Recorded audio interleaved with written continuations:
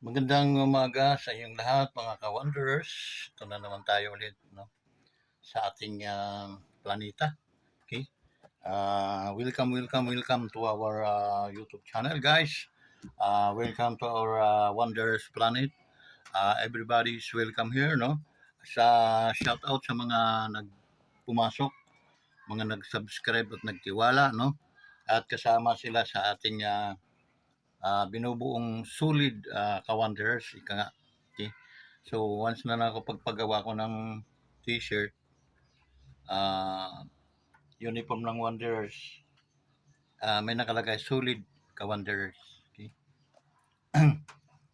So, ibang ano yun, level ng membership o ano, um, pagiging isang Wanderers ninyo. Dahil yun lang ang aking kayang maibalik, yung kayo naman ay itratong mga bayani sa ating bayan. Guys, shout out sa ating mga OFWs, no? Maraming salamat yung mga OFWs na na-encounter natin sa ating messenger, nagiging ka-friend natin, no, sa Facebook. Mga ano, wag po kayong magduda, wag po kayong ano na halimbawa humihingi pa ako sa inyo ng mga naglalambing po ako sa inyo na naglalambing ako na humihingi ng mga kahit likes man lang, no, yung thumbs up. Sana wag kayong magdalawang isip na suportahan yung ating YouTube channel. Maraming salamat po sa inyo talaga. Okay? Sa ating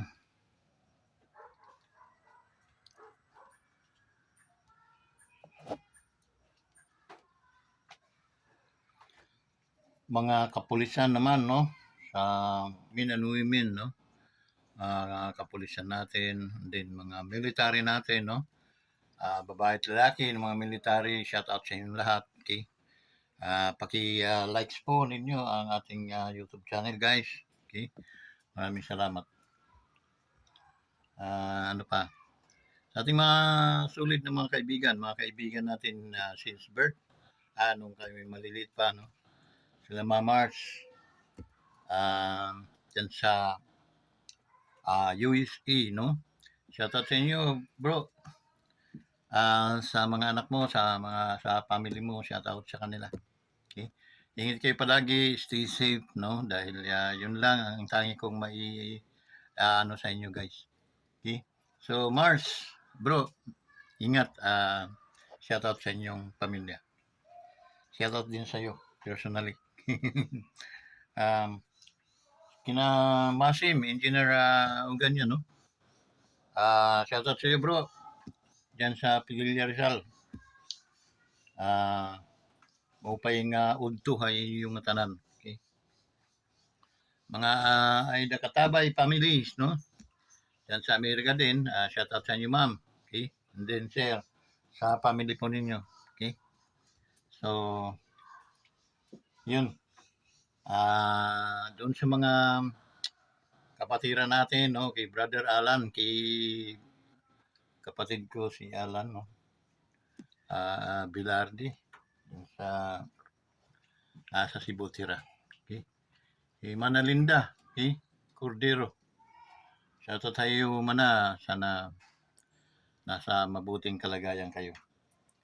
And then sa mga pagumangking ko, no, mga anak ni Manalinda. Kimano, no? Shoutout sa iyo mo, Mano. Okay? Rubin, no? Ingat palagi kasi yun lang din talaga ating puhunan, yung ating health ang pinaka ano natin, kayamanan. Beyond that, ako, mahirap pag tayo may sakit at karamdaman. So, kanino pa? Kanda Josephine, okay, dyan sa Isos, dyan sa Tanawan Liti. Okay, shout out tayo nga sa nandila. And then kina Jake, and then kina Dave, no? Shout out tayo nga tanan, Toy, Doy. Dili naman hakuan hang Kaibaan, Tacloban, no? Shoutout sa mga Lassi family na Mano Lassi, no? Ingat kayo palagi da. Okay? So, nung makapag umangkon, okay? Junal, Junjun, Juban, tsaka si Inday. Okay? So, ingat kayo palagi, mga pag-umangkin ko. Ingat kayo. Then, shoutout sa inyong lahat.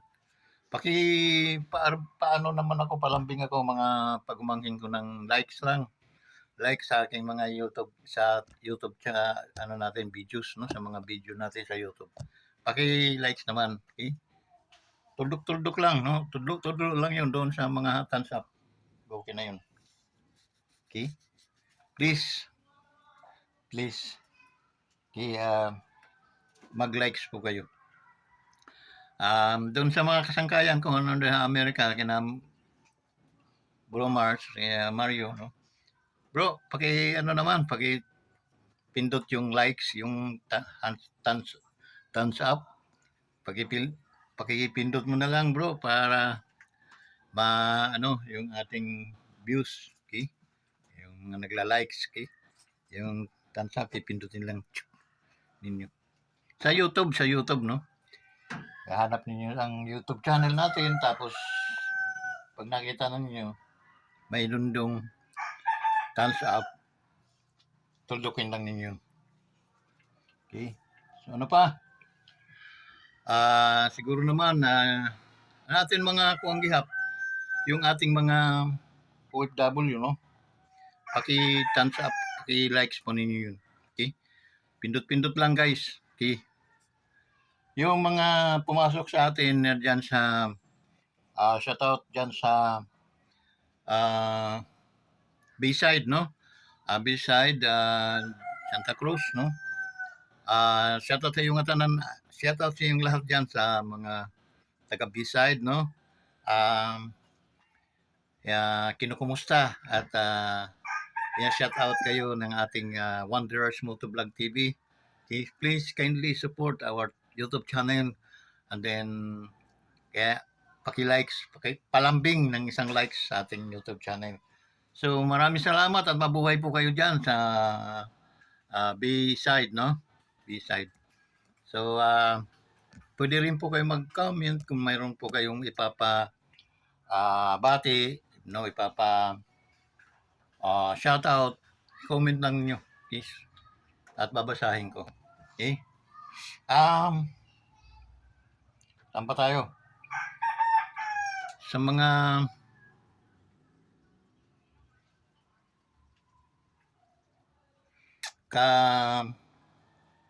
kapaturan ko diyan sa Samar, no, sa Basay, mga kamag-anakan ko dito, please support my YouTube channel through ipindutin po niyo yung thumb up, no? Thumbs up. Pindutin lang po niyo yun. That's one way to support my YouTube channel. Okay? So, yung mga hindi naman pa nakapag-subscribe, paki-subscribe naman guys. Sana dumugi naman ng subscriber yung ating mga videos, okay? Yung ating YouTube channel. Maraming salamat talaga sa inyo. Taos puso po akong nagpapasalamat guys sa mga bago at nagtiwala sa ating YouTube channel. Maraming salamat po talaga sa inyo. At sana ay pagpalain po kayo palagi ng ating Panginoon at ang pakaingatan po kayo palagi. Yun po ang aking dalangin sa aking mga followers. Okay? Kung magkakaroon tayo ng grasya, hindi ko po kayo kaya makalimutan din. Okay, so yung pinapagod natin pila-pila, no? Worth 500 lang po yun sana yung mga food pack nila. Kaya po ng inyong ka-wonders. Yun mata mo, maipamigay natin sa darating na mga panahon. So what we need to do now is kindly support our YouTube channel. Okay? Ano pa, yung ating mga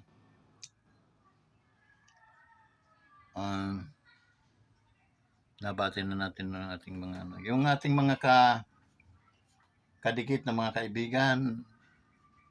Salamat po sa inyong suporta. ating yung mga members, followers po natin na almost nasa kulang-kulang 600, likes po kayo, pakiusap, okay? Pakiusap mag-likes po kayo. And then para araw-araw kayong namomonitor ninyo yung yung notification bell, pindutin din po ninyo yun at may nakalagay doon ng all. Yun. Para lahat ng mga natin, balita, mga latest na mga balita ay may babato po namin sa inyo palagi. Okay? Ma-notify po kayo. That's the reason why pindutin po ninyo yun. Okay? So yun. Hindi ko alam kung anong mga reaction tayo ang pero napakarami. Okay? Ang mga reaction natin na dapat nating reaksyonan. Okay? Kasi nga we are subject always for reaction. Okay? Dahil sa mga nangyayari sa ating naawa ko sa ating pangulo, sa ating presidente, BBM, no? Kasi sometimes may mga vlogger na binabanatan siya. Okay? Yung mga vlogger naman nagkukuno ring mga DDS or what ano nila. Okay? So naawa ko dito kay Pangulo, no? Dahil siyempre hindi naman niya kagustuhan ng mga ganyong pangyayari. Okay?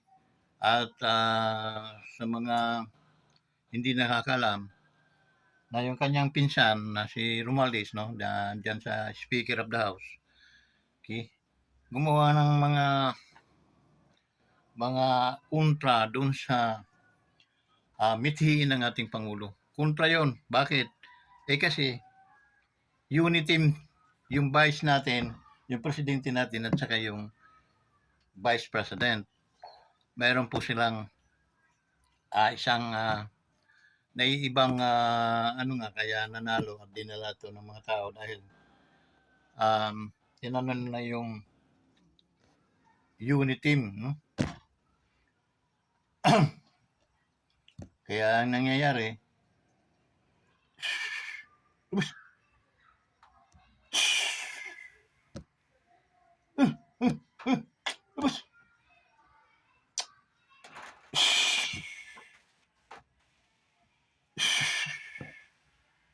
kaya yun ang nangyayari, no? Guys, dito ang panahon ngayon, maulan kanina umaga, then naiinit, uulan na naman, didilim na naman, so yun ang natin, panahon ngayon. Okay? So hindi tayo makagalaw dito sa ating farm para maglinis or dahil nga yun ang panahon na na-encounter natin. So tuwang-tuwa ang mga damo, madali silang tumubo. Okay? Ayan. Napakahirap na sitwasyon ng ating Pangulo dahil kahit maganda ang layunin at mithiin ng ating Pangulo, gumagalaw siya, kumikilos para paunlarin ang ating bansa. Ang nangyayari, nagiging pa siya, nadjadjabog pa siya ng ibang mga vlogger dahil nga walang pag-unlad, pero sa totoo lang, no, lilinawin natin, malaki po ang ating pag-unlad kaysa mga nakalipas na mga panahon. Okay? Ito kasing pamunuan ng mga Duterte at saka Marcos ay maganda po ang ipinakikita nilang performance o improvement. Oo nga, nandito tayo minsan na nagmamahal ang mga bilihin, lalo ng bigas na necessity, kailangan talaga ng tao. Okay? Kaya mayroon kasing mga demonyo na mga negosyante na ang nangyayari kumbaga bubulagan ang ating mga nasa gobyerno at hindi naman yun trabaho ng Pangulo. Meron naman siya mga inatasan ng mga tao na humahawak sa mga ganung bagay. Okay? Ngunit may mga burungog din talagang mga tao negosyante na nagsasamantala. Kaya nangyayari simula sa mga sibuyas, nagtaas, bawang, din mga import-import na hindi na nila inanuhan yung ating mga lokal na mga magsasaka. So, once na mawala po yang mga yan, maghihirap po tayo at puro import lang tayo. Wala tayong kasiguraduhan sa ating pagkain o hapagkainan. Maliban lang kung talagang tulungan ng gobyerno yung agriculture saka yung fisheries. Okay? So, kasi tayo yung number 1 nung araw ng Marcos, senior, no? Pulakay. Number 1 tayo pagdating sa Asia dahil tayo yung may paaralan ng mga paano mag-perform o magtanim ng mga pagkain, okay? Mag-alaga ng mga hayop. Tayo ang natuto lang sa atin ng mga yan, ibang bansa na yan, pero maganda yung back-up ng gobyerno sa kanila. Dito sa atin, napabayaan na yung ating mga manggagawa, napabayaan yung ating mga farmers. Okay? Magtataka ka, masyadong mataas ang presyo ng bigas. Okay? Pero sa dami ng mga palayan, guys, mga taniman ng palay dito sa Kalagunahan, sa Laguna lang, magtataka ka bakit ganun ang ng palay. Di dapat mga milyonaryo na itong mga magpapalay. Ang kumikita hindi yung sila magtatanim, ang magpapalay. Ang kumikita dyan yung mga siraulong mga negosyante. Okay, ang tagal nilang maglakad sa kamunduhang ito. Okay? Kailan kaya yan sila? Malilipol, ika nga. Okay? Hanggang sa pang-apat nilang henerasyon ng kanilang mga pamilya. Naway malipol sa inyong mga katarantaduhan. Okay? Taka kayo, no? Mayroong vlogger na kaya kayong sumpain, no? Grabe kayo. Okay? At ang isa pang diyan, nang may mga rumors noon na binibintang ng mga ibang mga vlogger na mga supporter dati at yun nga involved ang ating first lady. Okay? Sana naman linawin 'yan, no? Linawin mahal na first lady na. Sana sabi ko, hindi ako naniniwala diyan, mayayaman na mga pamilya yan. Ahanin pa naman nilang pera. Okay? Hindi naman natin yan madadala sa langit, hindi rin naman natin madadala sa impyerno. Be wise po kayong mga mayayaman. Okay?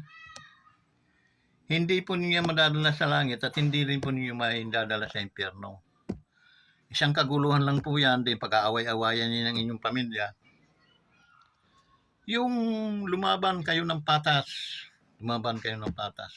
lalo na yung mga nalalapit na ng ating Pangulo, wag naman kayong ganun. Kung halimbawa may mga rumors, ayusin din yun. Gamutin niyo yung mga rumors na yan para hindi lumutin at manatili sa inyong mga balat na hanggang sa kayo ay mamamatay, hindi man lang mag-realize ng mga tao na nagkamali yung mga nagbintang. Okay? Gumawa din po kayo ng paraan na mapag-ilabang, kumbaga, labanan din po ninyo yung mga rumors ng mga ganun. Okay? Lalo na sa ating first lady, no?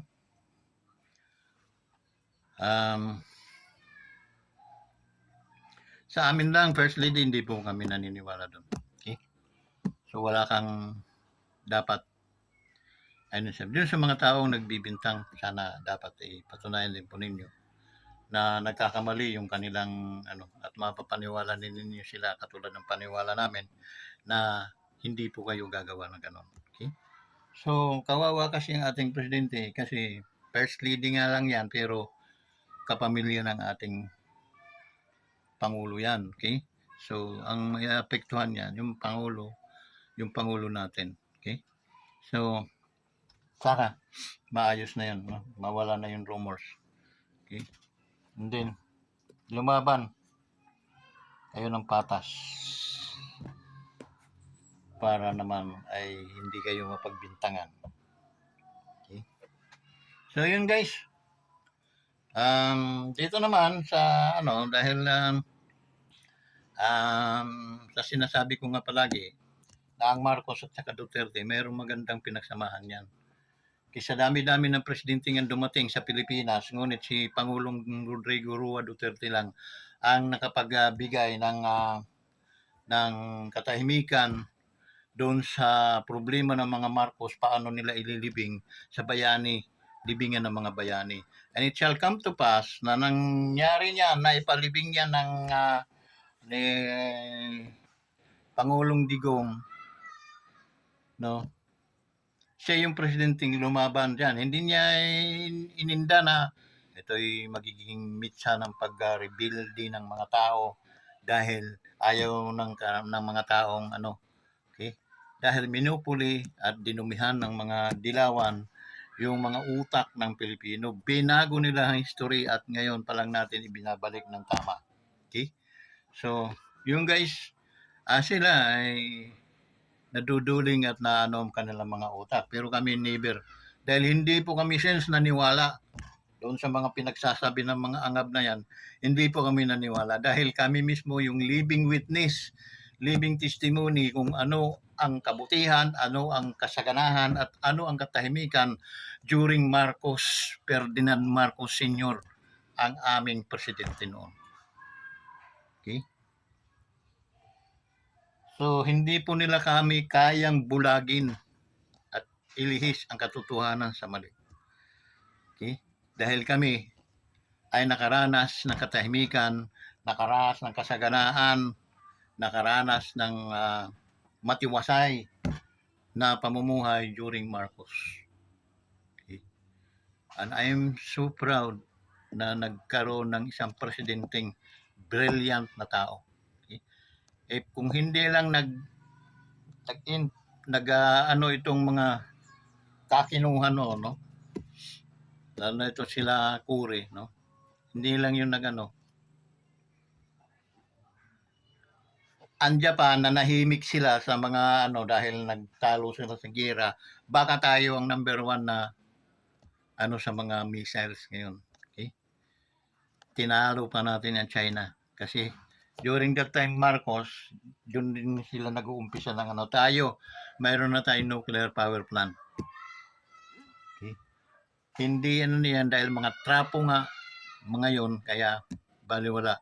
It's better na marugmok ang Pilipinas at sila lang ang makikilala, ang pamilya ilan-ilan, at ang Pilipinas ay dapang-dapa.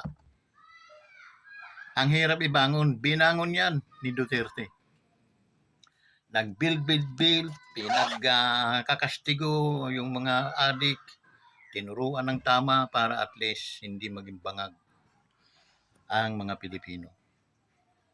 Napakaganda po. Napakaganda. Dito naman kay sa ating Pangulong Marcos, Bongbong BBM, malakas ang tandem nila. At saka dahil meron silang magandang komunikasyon at magandang relasyon. Okay? Ngunit ang mukinmot mayroon din talagang mga siraulong taong gagawa ng paraan upang magkaroon, yung dating magkakaibigan ay magkaroon ng tawag noon, barriers, no? Harangan para magkaroon ng yung isa-isa. Okay? So yung guys ay napaka sama para sa akin. Bakit? Kasi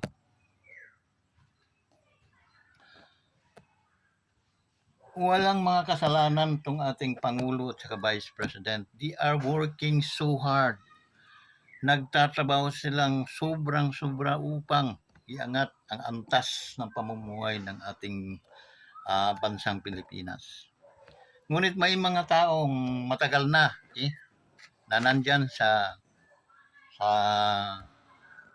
Congress na tinaratado ang Pilipinas. Okay? They are enemy of the state. Hindi nila ma-denounce yung mga NPA ay palayasin sa ating ano. Okay? Malinaw. Malinaw. Kaya nga gumagawa ng paraan ang ating gobyerno na makakuha ng sapat na ebidensya. Kasi dito, siyempre, pairalin natin ang batas. Hindi naman pwedeng batas natin kasi kung pairalin natin batas namin, ay matagal na mga nakatiwarik ang mga yan. Okay?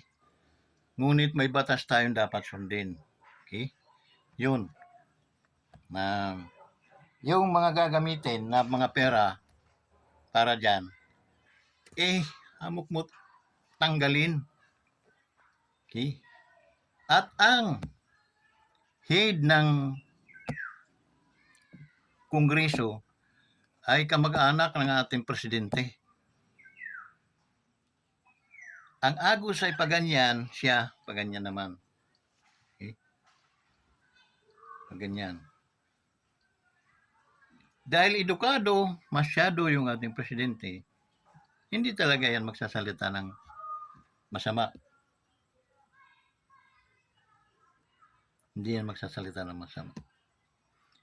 Mas pag-iigihin pa niyang itago na lang sa kanyang kaysa makasira siya ng yun ang tamang tao, tunay na tao. Pero yung taong yan, yung si Romualdez na yan, na Speaker of the House, hindi niya naisip, no? Na mayroong magandang relasyon at mayroong malaking utang na loob. Sa akin lang kayo, ako lang yung vlogger na nagsasalita ng ganyan, utang na loob.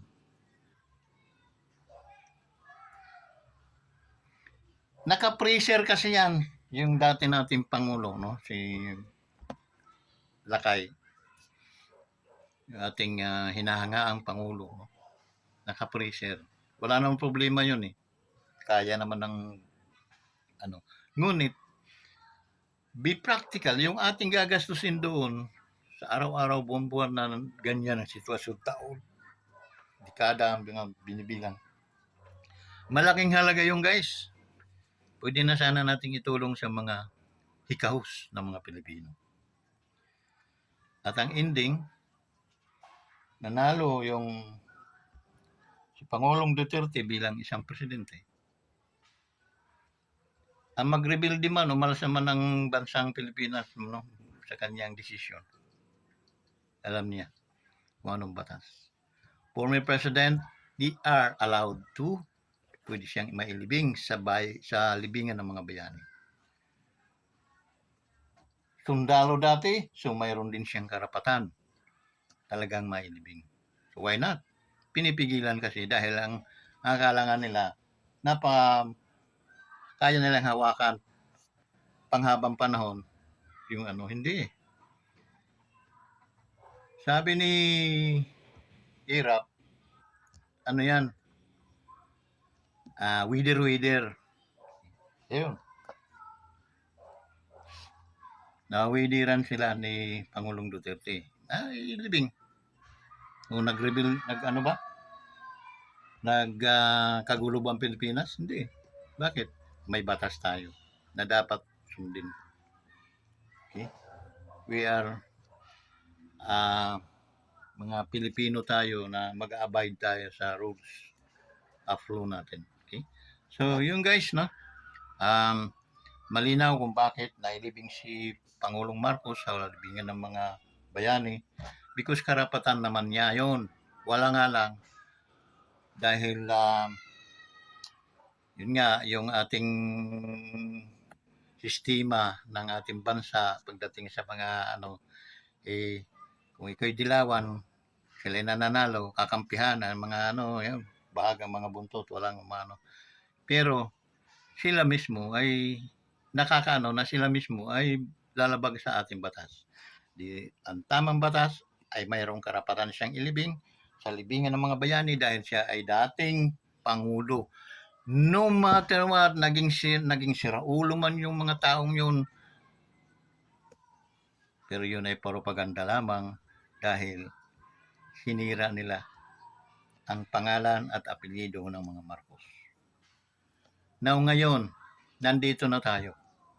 Ito na, Marcos ulit ang ating ano. Wag naman nating ano na darating ulit ang panahon na isusuka ulit ang ang inyong apelyido. Sana hawakan nyo ng maayos. Hawakan nyo ng maayos upang yung history ay mapanatag. Okay? Simula sa ama hanggang sa anak ay maganda ang performance. Maganda yung pamumuno. Maganda yung pagtitimon. Okay? Minsan-minsan sumaltik ka rin, Pangulo. Okay? Dahil kung sisirain na rin lang yan ng kadugo mo, mabuti pa, kalasin mo na yung mga kadugo mo, hindi naman yan magagalit sa iyo dahil kadugo. Paliwanag yung kanilang mali upang maunawaan nila na sila'y mali. Sana maganda ang nahihinatnan at magpakita, magtanim ng maganda. Okay, kagandahan. Hindi yung papunta rito ang agos ng ating ngayon. Sinisikap naman na rin at kamag-anak pa na sumalungat sa agos, sa magandang agos ng pamumuno ng ating Pangulo at ang Vice President. Pilit na pagsasabungin. At ang kakampihan, yung isinusuka rin ng mga Marcos dahil isa yan sa nagpahirap sa mga Marcos, yung mga rebuilding NPA. Yung pangkakampihan dyan sa lower house, ano nangyayari? Di ba magulo? Di ba isa sa na mapipintasan ng ating Pangulo? Bakit? Napakagulo naman yan. Yung mga NPA na yan ang nagpahirap sa Marcos family nung araw. Kakampihan nito, pinsan pang kumampi para at least matanggalan ng at magkaroon ng pahid, magkaroon ng crack yung relasyon ng pinagsamahan ng Duterte at Marcos.